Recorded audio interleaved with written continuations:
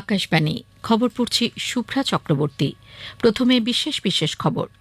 প্রধানমন্ত্রী নরেন্দ্র মোদী সেসেলসের জাতীয় দিবসের সুবর্ণ জয়ন্তী উদযাপনে সম্মানীয় অতিথি হিসেবে যোগ দিতে আজ সকালে 3 দিনের সফরে রওনা হবেন। কেন্দ্রীয় স্বরাষ্ট্রমন্ত্রী অমিত শাহ বলেছেন, মাদক দ্রব্যের ব্যবহার দেশের ও যুব সমাজের ভবিষ্যৎকে ঝুঁকির মুখে ফেলেছে। ভারত ব্রিটেন সুসংহত অর্থনৈতিক ও বাণিজ্য চুক্তি থেকে সর্বোত্তম সুফল নিশ্চিত করার জন্য বাণিজ্য পোর্টালের মানোন্নয়ন সহ দেশজুড়ে 100 উপদেষ্টা কর্মীকে নিয়োগ করা হয়েছে বলে বাণিজ্য ও শিল্পমন্ত্রী পীযূষ গোয়েল ঘোষণা করেছেন। কলকাতার তারাতলায় নির্মীয়মান গুদামের শেড ভেঙে মৃতের সংখ্যা বেড়ে হয়েছে 16। যুদ্ধকালীন তৎপরতায় চলছে উদ্ধার কাজ। এই কাজে যোগ দিয়েছে রেল। ভেনেজুয়েলায় ভয়াবহ ভূমিকম্পে মৃতের সংখ্যা বেড়ে হয়েছে 920। বিপর্যস্তদের পাশে দাঁড়াতে ভারত অপারেশন আমিস্টার চালু করেছে। হরমুজ প্রণালীতে একটি পণ্যবাহী জাহাজের ওপর ড্রোন আক্রমণের জবাবে মার্কিন যুক্তরাষ্ট্র ইরানের ওপর হামলা চালিয়েছে। ফিফা বিশ্বকাপে গতরাতে ম্যাসাচুসেটসে গ্রুপ আই এর ম্যাচে ফ্রান্স নরওয়েকে 4-1 গোলে এবং টরন্টোতে ওই গ্রুপেরই অন্য খেলায় সেনেগাল ইরাককে 5-0 গোলে হারিয়ে দিয়েছে। আসছে বিস্তারিত খবরে। প্রধানমন্ত্রী নরেন্দ্র মোদী সেসেলসের জাতীয় দিবসের সুবর্ণ জয়ন্তী উদযাপনে সম্মানীয় অতিথি হিসেবে যোগ দিতে আজ সকালে 3 দিনের সফরে রওনা হবেন। 2015 সালেও তিনি সেসেলসে গিয়েছিলেন। বিদেশ মন্ত্রক এক বিবৃতিতে জানিয়েছে, এই উদযাপনে ভারতীয় প্রতিরক্ষা বাহিনীর একটি দল এবং ভারতীয় নৌবাহিনীর 2টি জাহাজ অংশ নেবে। সফরকালে প্রধানমন্ত্রী সেসেলসের রাষ্ট্রপতি ড প্যাট্রিক হারমেনির সঙ্গে দ্বিপাক্ষিক আলোচনার বিভিন্ন দিক পর্যালোচনার পাশাপাশি পারস্পরিক স্বার্থ সংশ্লিষ্ট নানা আন্তর্জাতিক বিষয়েও মতবিনিময় করবেন। আকাশবাণীর সংবাদদাতা জানাচ্ছেন, প্রধানমন্ত্রী সেসেলসের জাতীয় পরিষদে ভাষণ দেবেন এবং সেখানে বসবাসকারী ভারতীয়দের সঙ্গেও আলোচনায় অংশ নেবেন।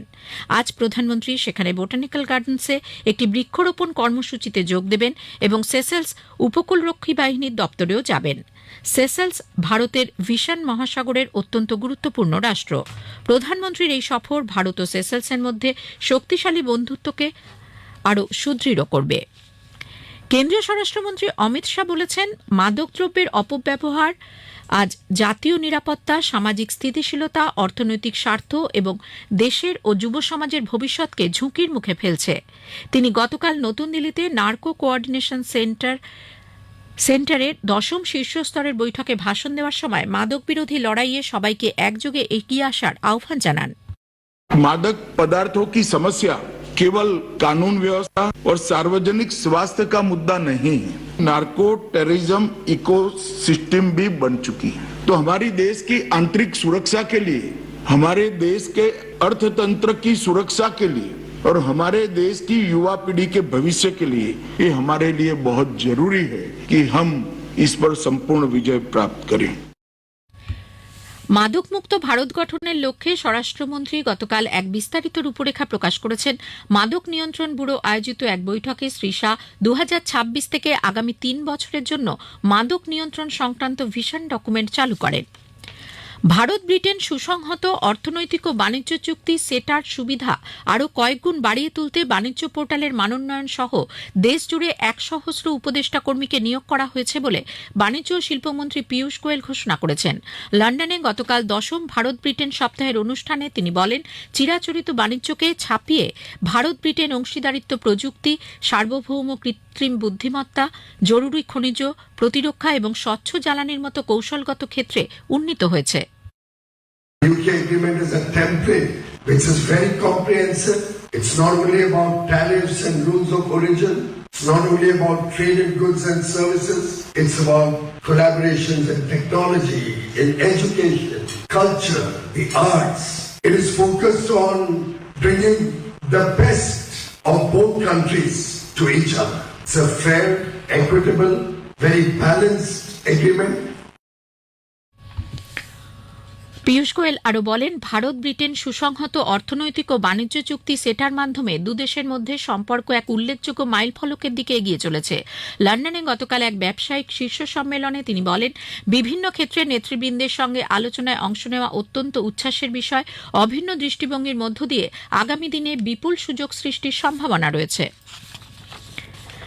কলকাতার তারাতলায় ভেঙে পড়া গুদামটির নির্মাণ কাজের তত্ত্বাবধানে যুক্ত সংস্থা এবং ডিজাইনারকে কালো তালিকাভুক্ত করা হবে বলে মুখ্যমন্ত্রী শুভেন্দু অধিকারী স্পষ্ট জানিয়েছেন। তিনি বলেন, পুর প্রশাসক স্মিতা পাণ্ডে এই প্রক্রিয়া শুরু করবেন, তবে আগামী দিনে কোনো রকম বিপর্যয় রুখতে আজকের পদক্ষেপ কেবলমাত্র সূচনা বলেও জানান তিনি। এদিকে ওই ঘটনার মৃতের সংখ্যা বেড়ে হয়েছে 16। গতকালও দুর্ঘটনাস্থলে যুদ্ধকালীন তৎপরতায় চলে উদ্ধার কাজ। গ্রাউন্ড পেনিট্রেটিং রেডার এনে 2-3টি অংশ চিহ্নিত করে সেখানে কেউ আটকে আছেন কিনা তা খুঁজে দেখা হয়। মানুষের অস্তিত্ব নেই বলে নিশ্চিত হওয়ার পরই জোর কদমে ধ্বংসস্তূপ সরানো বা অ্যাগ্রেসিভ কাটিংয়ের কাজ শুরু হবে। তবে এখনও কয়েকজনের খোঁজ মেলেনি বলে জানা গেছে। এসএসকেএম হাসপাতালে চিকিৎসাধীনদের শারীরিক অবস্থা সম্পর্কে খোঁজ নিতে স্বাস্থ্যমন্ত্রী শারদত্ত মুখোপাধ্যায় গতকাল সেখানে যান। রাজ্যের আবেদনে সাড়া দিয়ে পূর্ব রেলের পক্ষ থেকেও উদ্ধার কাজে হাত দেওয়া হয়। হাওড়া, শিয়ালদা ডিভিশন এবং লিলুয়া ওয়ার্কশপের উদ্ধারকারী দল গতকাল বিকেল 5টা থেকে কাজে যোগ দেয় বলে রেল সূত্রের খবর। এ খবর প্রচারিত হচ্ছে আকাশবাণী থেকে। ভেনেজুয়েলায় ভয়াবহ জোড়া ভূমিকম্পে মৃতের সংখ্যা বেড়ে হয়েছে 920, প্রায় 3,300 মানুষ আহত।